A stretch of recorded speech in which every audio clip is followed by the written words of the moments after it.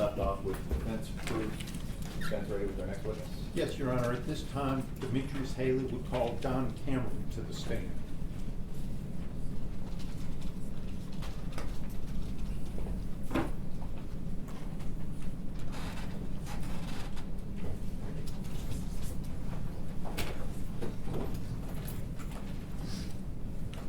So just stand right here in the circle.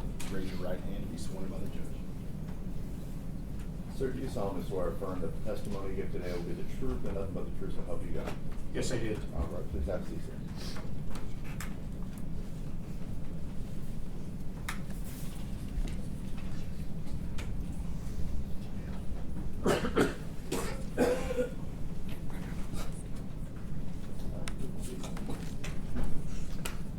If you would state and spell your name for the record, please. My name's Don Stewart Cameron. D-O-N S-T-A-R-T C-A-M-E-R-O-N. And Mr. Cameron, would you tell the jury briefly your history in law enforcement? I started with the Berkeley, California Police Department in 1966. I stayed with Berkeley until 1972. In 1972, I transferred to the Bay Area Rapid Transit District, San Francisco Bay Area Rapid Transit District Police Department. I worked there from 72 until 81. I became a full-time instructor for police officers and other enforcement personnel at that time. I had been teaching since 1968, but I decided to do it full-time. I stayed in that capacity for 52 years until I retired in 2020. And where do you work now, Mr. Cameron? I work for myself through Cameron Consulting. And what does Cameron Consulting do? It's a consulting firm for attorneys, law enforcement agencies, private individuals. Consulting in what areas? I consult in the area of police training, police tactics. I write policies and procedures. I analyze equipment for policing agents to see if they're going to use that particular equipment. I write reports regarding my recommendations. You mentioned you write training policies. For whom? For various police agencies, in California mostly. I'm sorry. In California mostly. Are you familiar with the acronym POST? Yes, sir, I am. Tell the jury what POST is. POST is a commission for peace officers' standards and training. And what is its role in law enforcement?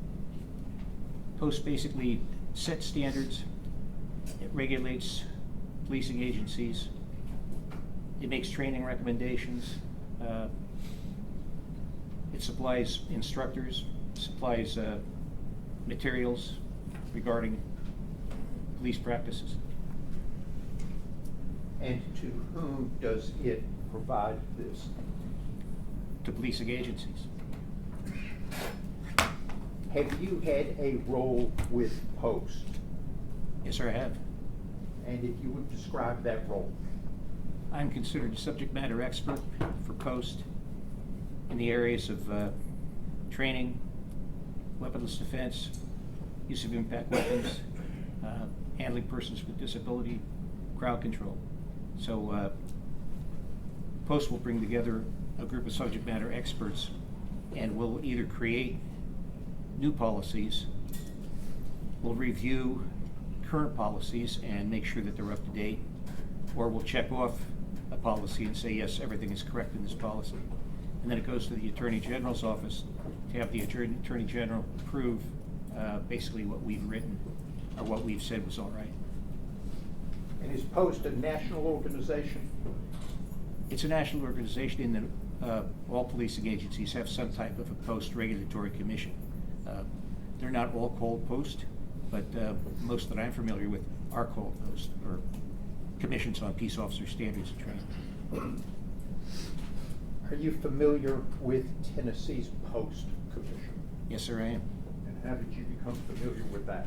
I basically read the post commission's policies and procedures and what they've recommended to Tennessee. Are they consistent with other post-commission standards? Yes, they're pretty much all the same. I'm sure there's some differences as far as local things, but most of them are the same because of federal law.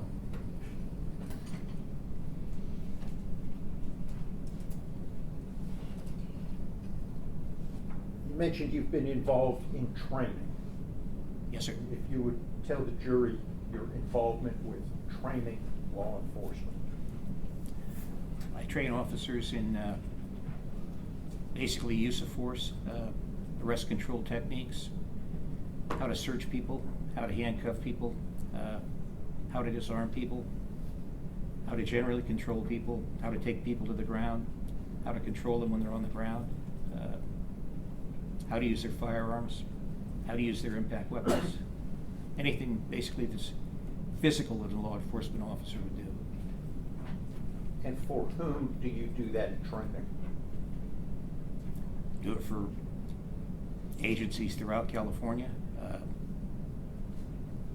Hawaii, Nevada, Arizona, Colorado, Idaho, New Jersey, New York, Royal Canadian Mounted Police. Do you have any certificates regarding your teaching or training law enforcement? Yes, sir. I have a basic, intermediate, and advanced post certificate. I have a supervisory post certificate. I have a vocational teaching credential. I have a bachelor's of science degree. I am certified by the Federal Bureau of Investigation as a firearms instructor, a SWAT instructor, chemical agents instructor. I'm certified by California Post as a instructor trainer in weaponless defense, arrest control tactics, firearms, crowd control. I'm an regular instructor for basically the same areas, use of impact weapons, use of firearms, arrest tactics, handling persons with disabilities.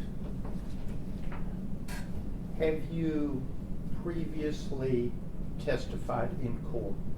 Yes, sir, I have.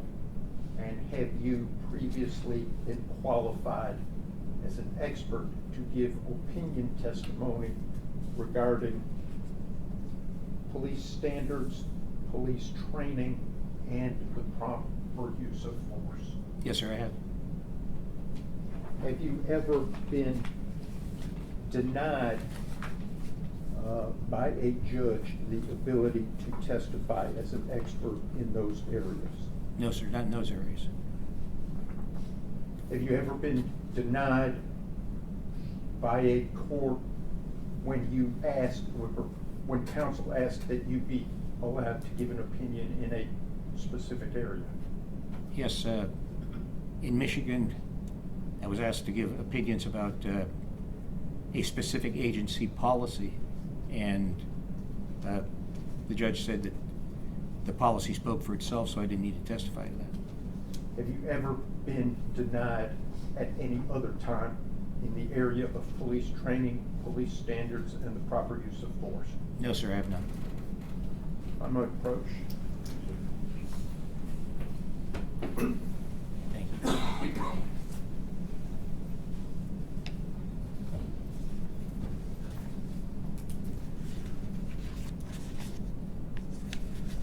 Do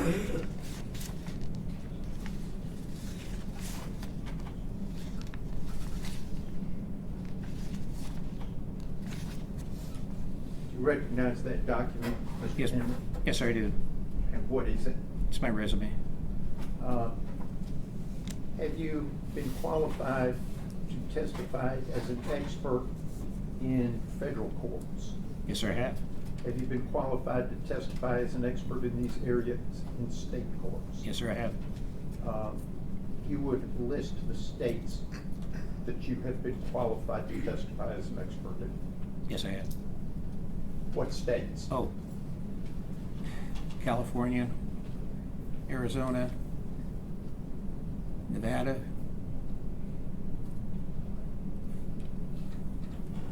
Idaho, Philadelphia, Alaska, Michigan. I think those are the ones I can remember. And have you been qualified to give opinion testimony in federal courts? Yes, sir, I have. Have you been qualified to give opinion testimony in federal court for the Western District of Tennessee Yes, sir, I have. and other federal courts? Yes, sir. Your Honor, at this point, I'd ask that his CV be marked as the next numbered exhibit.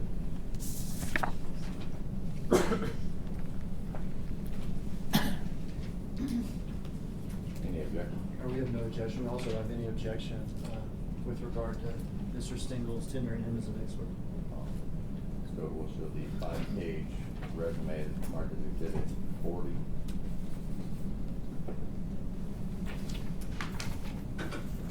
And at this point, Your Honor, I would tender Mr. Cameron as an expert qualified to give opinion testimony in the areas of police training, police standards, and the proper use of force.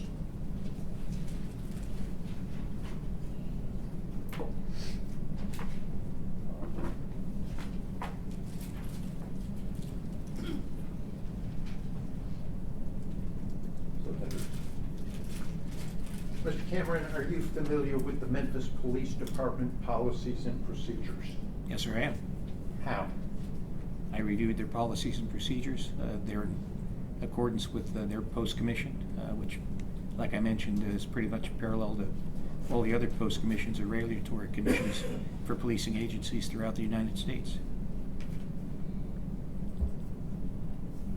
Let me go back.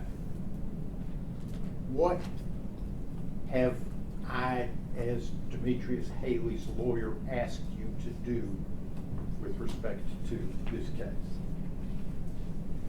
Examine Officer Haley's training, look at body cam footage, read statements, listen to audios of statements, formulate opinions as to whether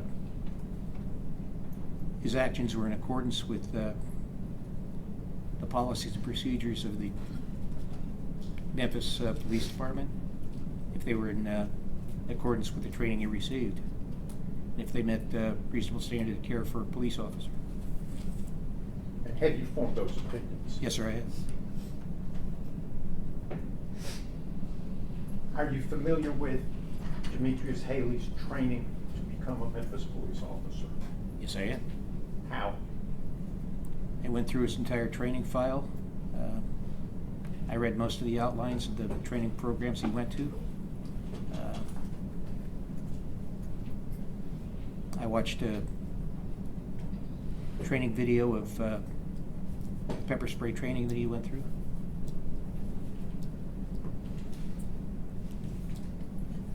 Your Honor, at this point, I am going to play a clip from a video that has been shared with the state.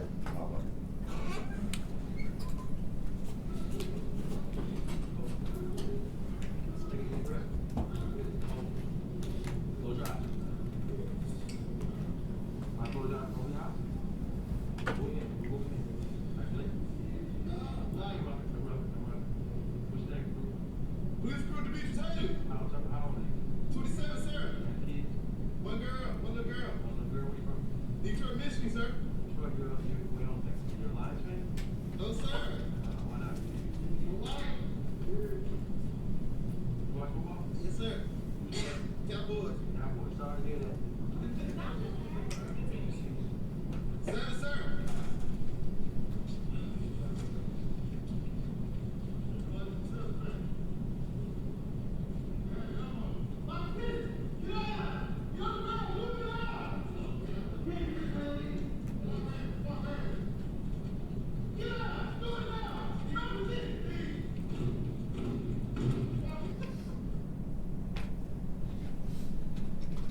Was that part of what you reviewed?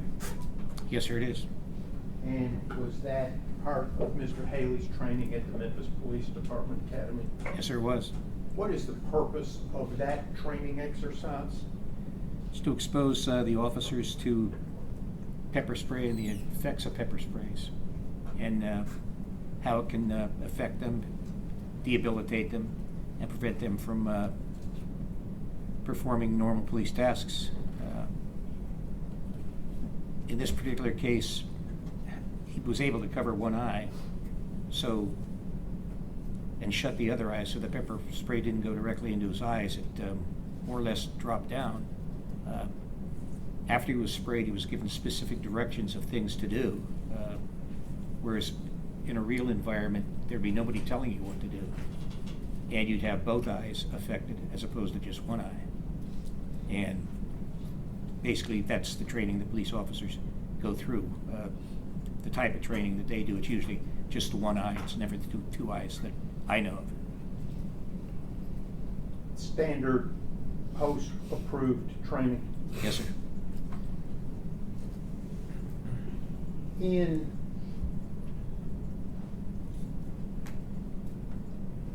preparing to form an opinion, I may have asked this, but I'm not sure. Tell the jury everything that you reviewed in order to form your opinion. Ooh. I reviewed state discovery. I reviewed body cam videos. I read statements. I listened to audios of statements. I reviewed the training records of Officer Haley. I reviewed the force continuum for Memphis Police Department. I reviewed the post standards. I think that's Did it you in a review- nutshell. Did you review any sworn testimony? I did review sworn testimony of Officer Hamhill and Officer Martin. I'm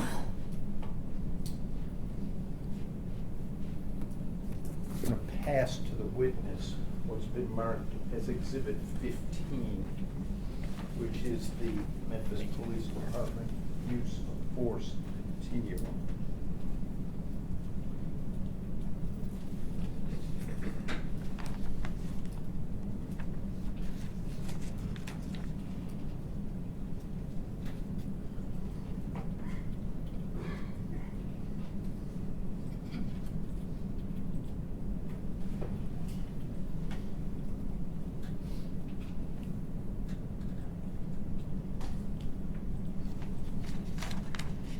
Is that part of what you reviewed to form your opinion? Yes, sir, it is. What, you set that aside,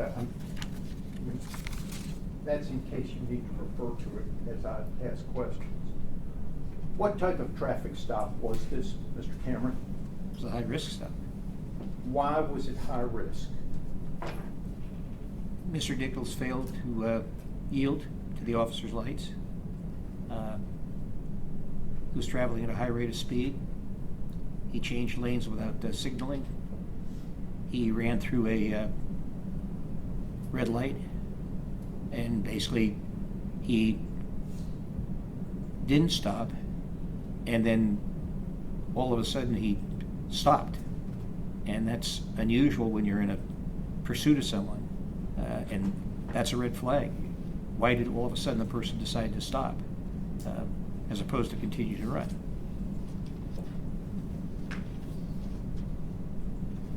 When making a high-risk traffic stop, what is an officer's proper law enforcement objective? To contact the violator, to control the violator, get the individual handcuffed, searched, and taken into custody. Going to play a portion of Officer Hill's body worn camera and then ask you some questions.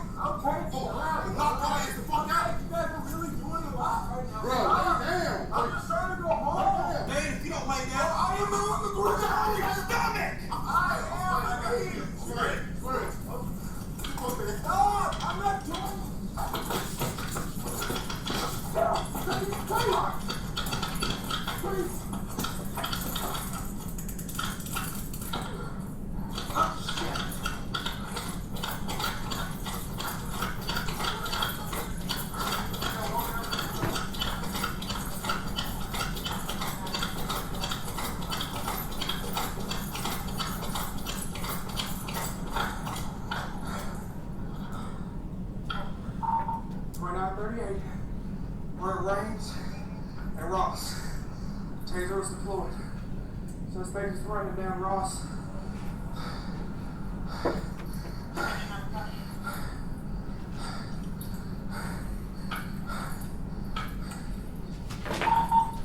Young male, black, slim build, blue jeans, and a hoodie.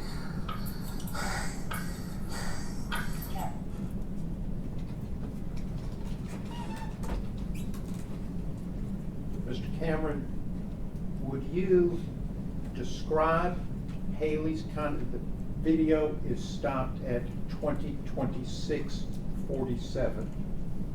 That was Hemp Hill's body worn camera played from the beginning. Would you describe, first of all, did you see Demetrius Haley in that clip? Yes, sir, I did. Would you describe his conduct in that clip and his use of force in relationship to the Memphis Police Department's use of force continuum? Certainly. When he first contacted Mr. Nichols, he was using verbal persuasion, or what's referred to sometimes as verbal judo. He used harsh language, which isn't prohibited, and usually if you're dealing with a situation where someone is a harsh individual, in other words, they've already fled from the officers, you kind of emphasize things by sometimes using profanity.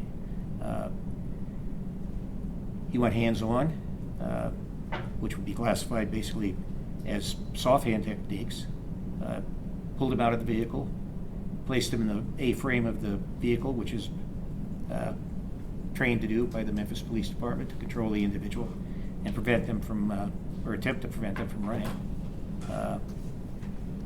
He attempted to use control techniques to handcuff and subsequently search Mr. Nichols, but Mr. Nichols turned on him, At that point, they took him to the ground. They were still using controlling techniques to get him handcuffed. Mr. Nichols was not going for being handcuffed.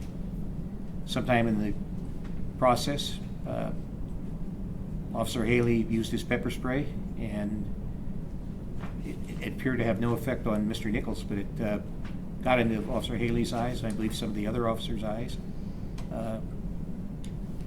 Mr. Nichols refused to get on his stomach, though he said, I'm on my stomach, I'm on my stomach, all right, I'm doing it. He wasn't doing it. He then took off and ran.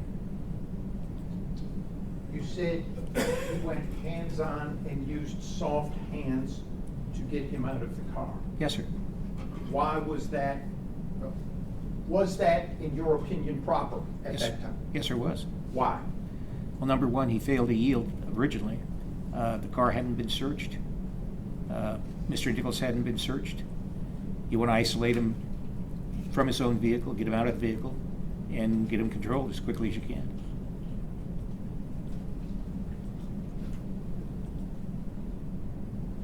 Did anything significant occur that caused the officers to take Mr. Nichols to the ground?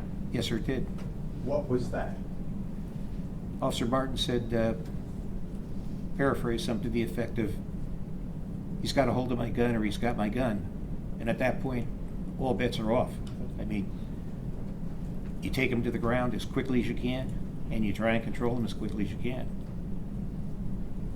Because you don't know whether he was trying to take the officer's gun or if he has a gun of his own, because again, he hasn't been searched. How do you know Martin said something along the lines of let go my gun or he's touched my gun? The statement that I read, the testimony I read, Officer Hampill said that he heard it, and I believe Officer Martin said that he said it.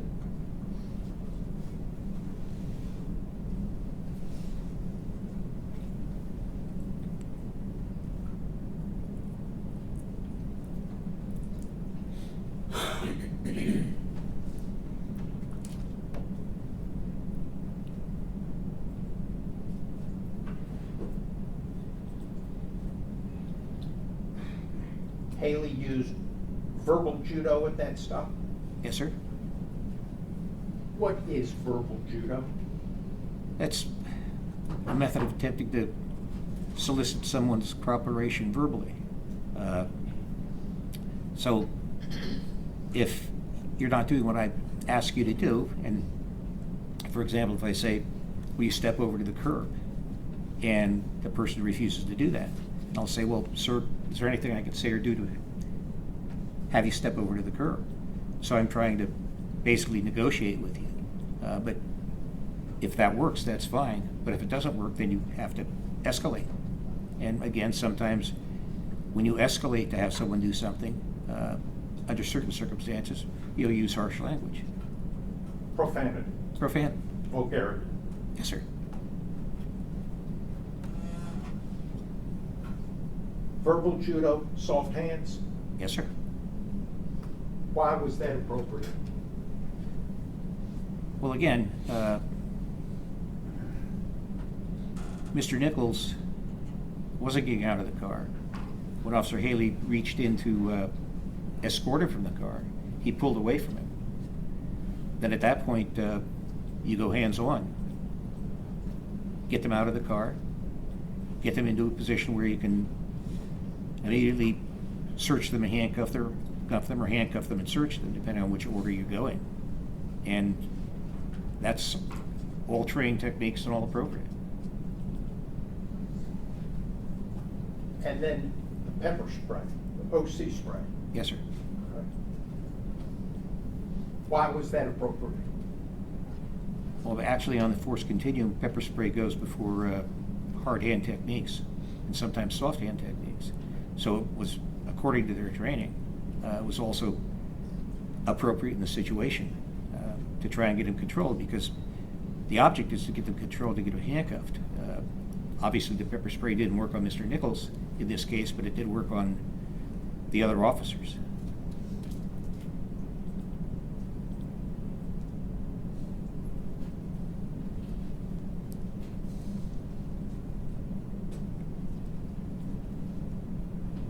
while Mr. Nichols was on the ground, there were commands given. Yes, sir. How did Mr. Nichols react to the commands? He said he was doing what they asked him to do, get on his stomach, but in fact he was on his side, would not get on his stomach. And he kept saying, I'm on my stomach, I'm on my stomach. He wasn't on his stomach. He was up on his side, which means, again, he hadn't been searched. He can access a weapon along his waistband, and in front of the waistband where firearms are most often carried by suspects. Consequently, he had access to that. He had the ability to use his hands to strike at the officers. So the officers were telling him to do something or ordering him to do something, and he was saying he was doing it, but he wasn't. So he wasn't following the commands. You said they in respect to the commands. Who was giving commands? I believe all the officers, Officer Handheld, Officer Haley, and Officer Martin. Is that ideal? It's not necessarily ideal. What you'd like to do is have one officer give commands, but that's in a different circumstance. If I'm telling somebody to do something and I'm the officer that's going to handcuff the person, then I'll simply tell him to do it. In this situation where you have a fighting, resisting suspect, you wouldn't want other officers giving commands. In other words, I wouldn't want to say, lay on your stomach, and another officer say, no, lay on your back, and somebody else say, put your hands over your head, and somebody else say, put your hands behind your back. But in this case, all three officers were saying exactly the same thing. Get on your stomach, give up your hands. Stop resisting. Get on your stomach, give up your hands.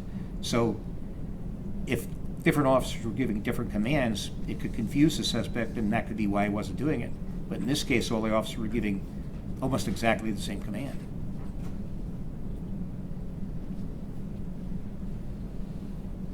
In that clip, in your opinion, was Haley's use of force and conduct consistent with his training, Yes, sir. consistent with Memphis Police Department policy and procedure? Yes, sir, it was. Going to continue playing Hempkill's body cam, picking up at 20:26:47 for roughly 8 minutes.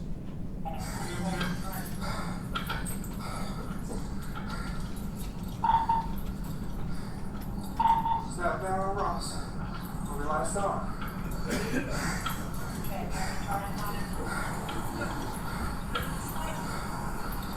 What's that? Yes. Alright, hang on, hang on.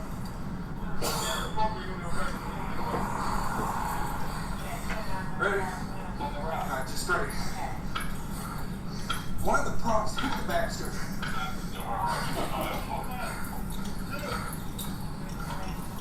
Alright, your car's right in front of you. Alright, hang on. Where's your water?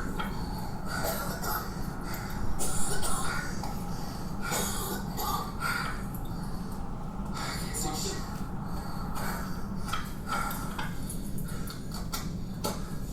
Okay, I got you. Good boy. Here. Ready? Negative 2938. Where are my damn glasses?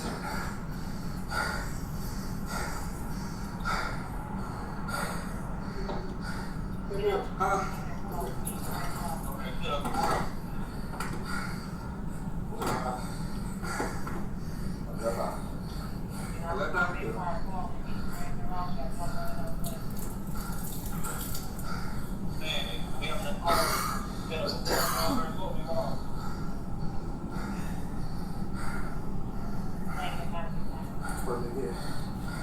Left eye again? Yeah.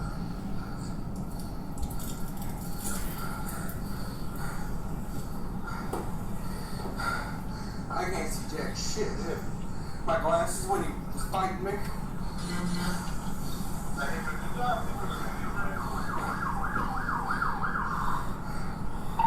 Negative, we just saw him running down Ross. Where maybe your right eye? Yeah.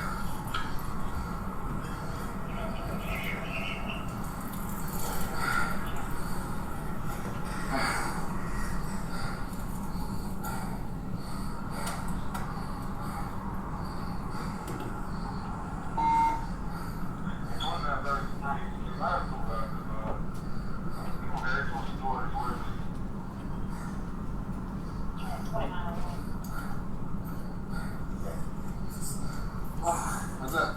Right eye. Alright, ready? Good.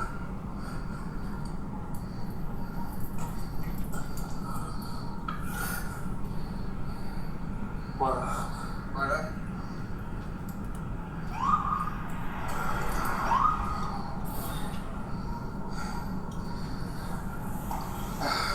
Which way you wrong? That way.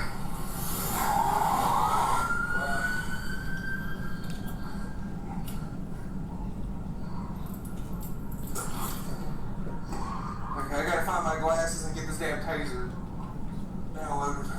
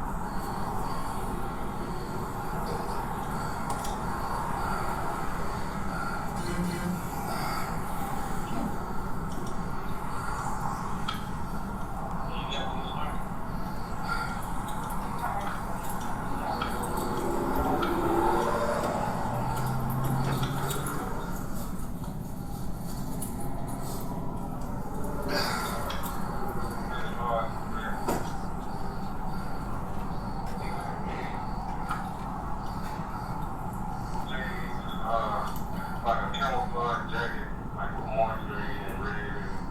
Gonna be bob head, swim bill.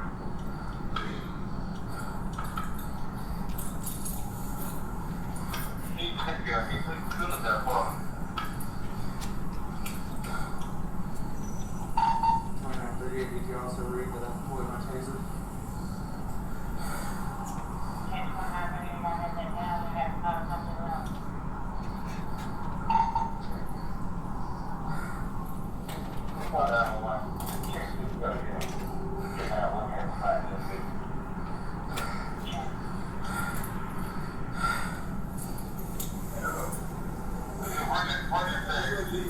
That way. Thin male black, blue jeans, and a plaid jacket.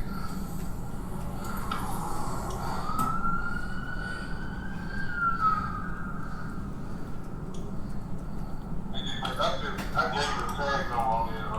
He did information on it. You good right now? Can you at least open your eyes?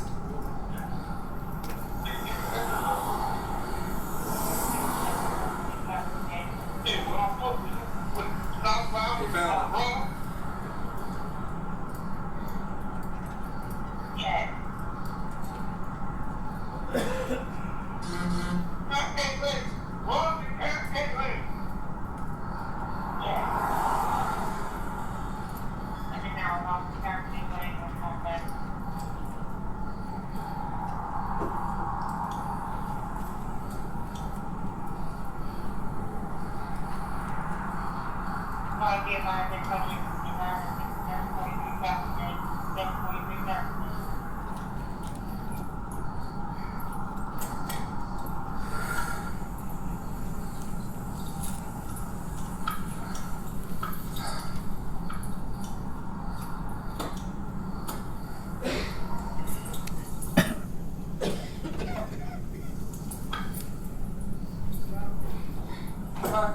Martin and all them are over there chasing them. Shit, you sprayed me too, but luckily didn't get my eyes just on my eyebrow. I hope they stop his ass. I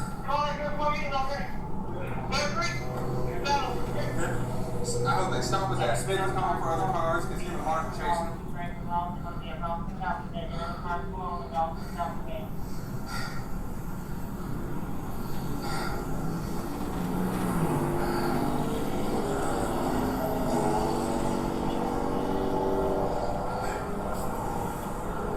Sure?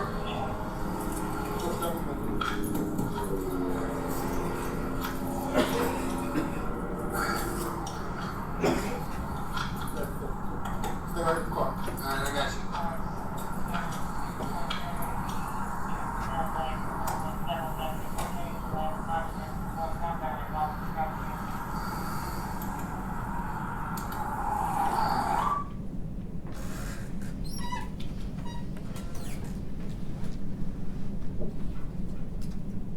in this clip, which ends at 20:34:44,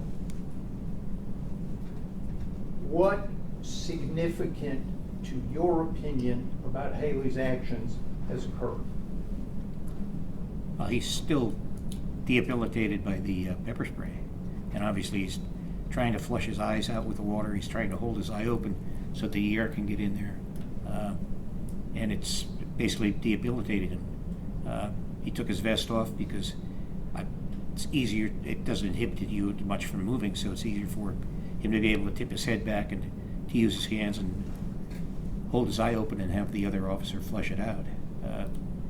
And at one point he puts his vest back on and responds because he hears a call coming over the radio at Bear Creek and Castlegate, that the officers basically something to the effect that the suspect's still resisting or still fighting and we need more officers. And that's one of the first things you're trained as a police officer is if another officer calls for help or calls for additional units, that if at all possible you respond as quickly as you can.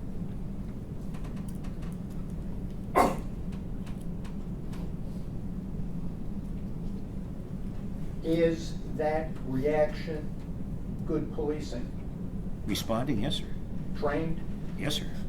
Consistent with MPD policy? Yes, sir, it is.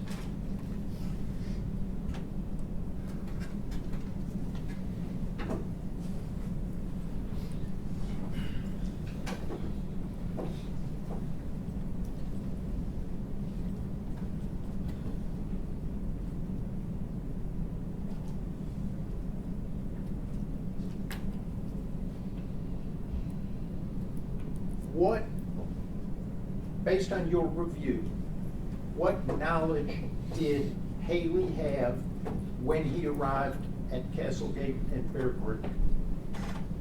Well, number one, he knew about the interaction they had on the traffic stop, that Mr. Nichols was resisting, didn't want to be handcuffed, he hadn't been searched, he ran from the officers, the pepper spray didn't appear to have any effect on him. He now knew from the radio transmission that Mr. Nichols had been contacted by other officers, that the other officers were having a difficult time taking him into custody, that they were calling for other officers. And again, by his training and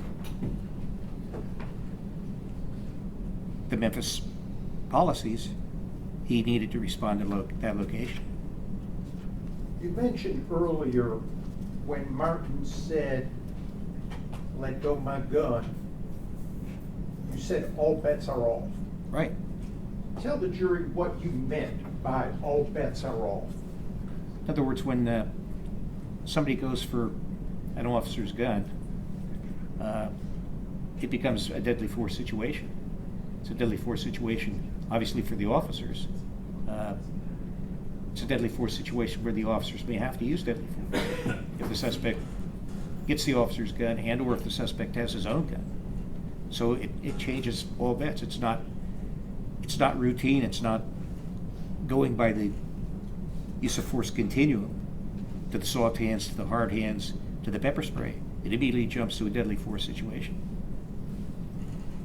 In your review of this entire incident, was deadly force ever used by Demetrius Haley?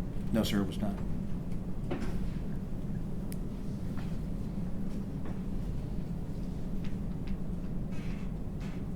Gonna pass a document to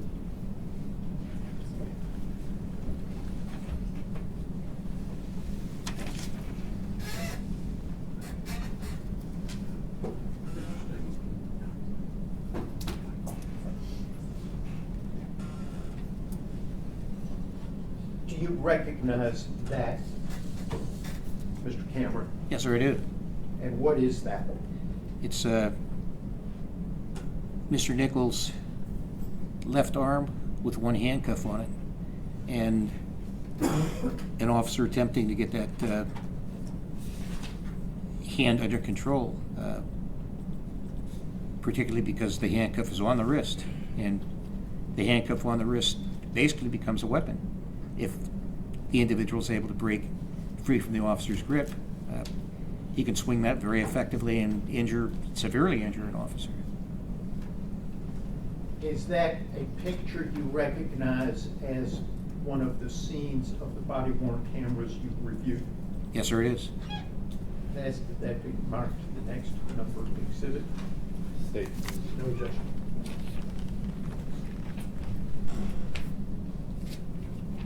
We'll show the screenshot of Mr. Nichols' wrist as exhibit 41. For the record, that is a screenshot from Officer Mills's body-worn camera, which has been shown, will be admitted into evidence. And the timestamp is 20:34. I believe it's 55 on the print. The seconds are cut off.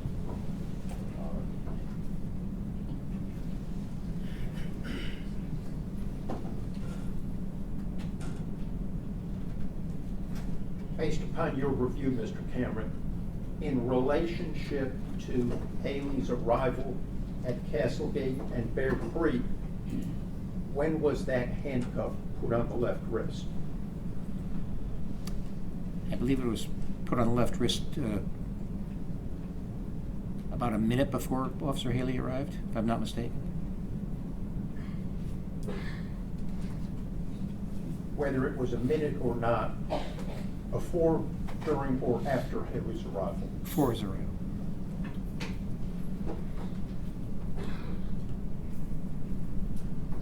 And did the existence of the handcuff on, we now know to be Mr. Nichols' left wrist, have any impact on your opinion of Haley's conduct at Castlegate and Bear Creek? Yes, certainly. Mr. Nichols continuing to resist. Officer Haley can see that when he arrives on the scene, that the one wrist is handcuffed, but the other hand isn't handcuffed. And at that point, Mr. Nichols has his arm basically tucked underneath his body or locked into his body position. And it could be that he's simply resisting not being handcuffed or being handcuffed, but it's also consistent with someone reaching for the waistband. And like I mentioned before, Mr. Nichols had not been searched at that time, so they don't know whether he has a worst case scenario gun, less case scenario a knife in the waistband. So though you could say, yeah, he's resisting because he doesn't want to get handcuffed, but could he be not wanting to get handcuffed, and could he be wanting to access a weapon? And that's what an officer has to think. I'm going to play a brief clip from the Skycop video.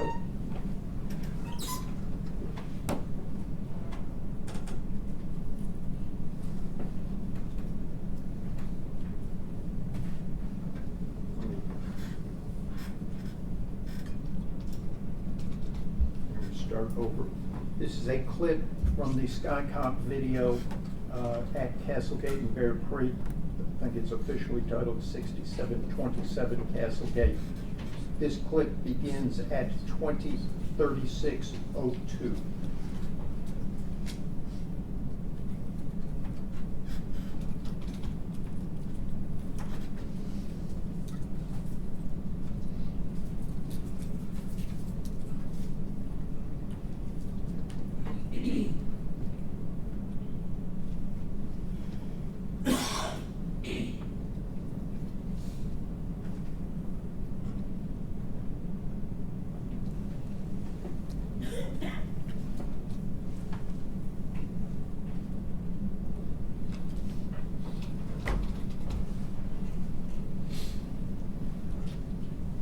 And that clip ends at 20:36:30.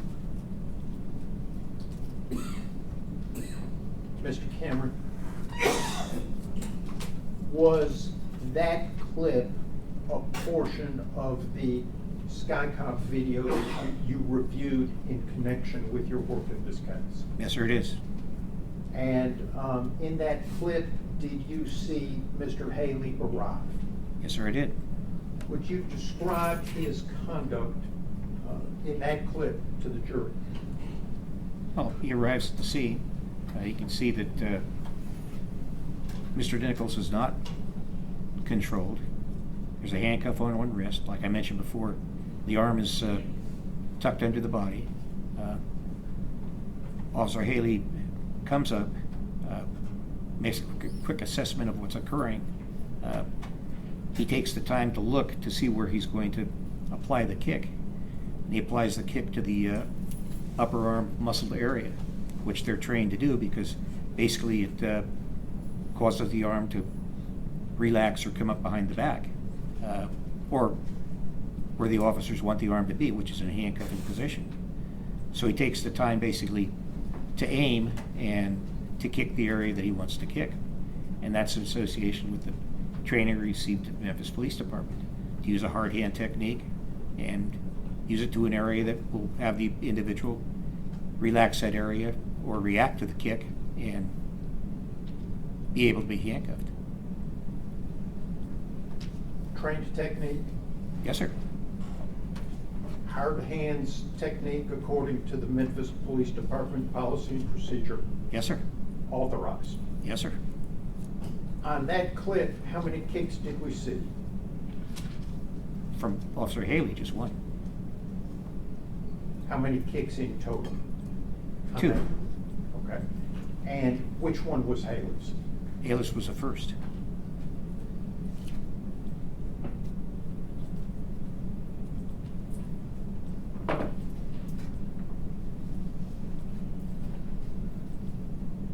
What happened after the kick? Mr. Nichols was able to be handcuffed How quickly? almost immediately. And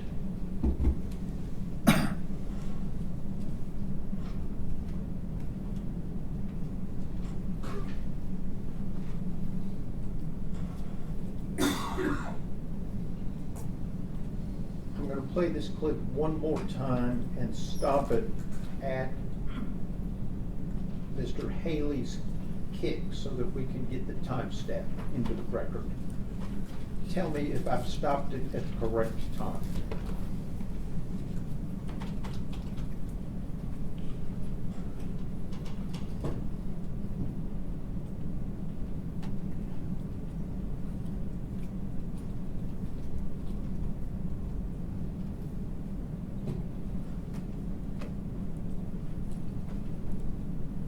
Did Mr. Haley just kick? Yes, sir, he did. And the timestamp is 20:36:19. Yes, sir.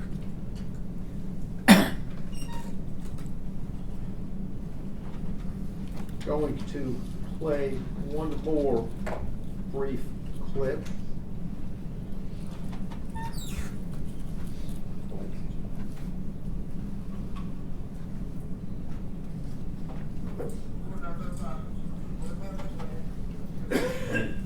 Start over and put the timestamp on. This is from Officer Blake's body worn cam, which has been played. This is a clip which begins at 20:36:37.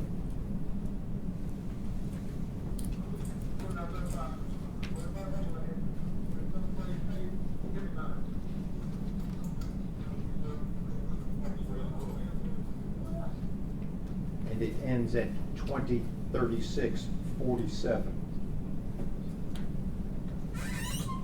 Mr. Cameron, is that a clip from some of the video you reviewed in connection with coming up with your opinion?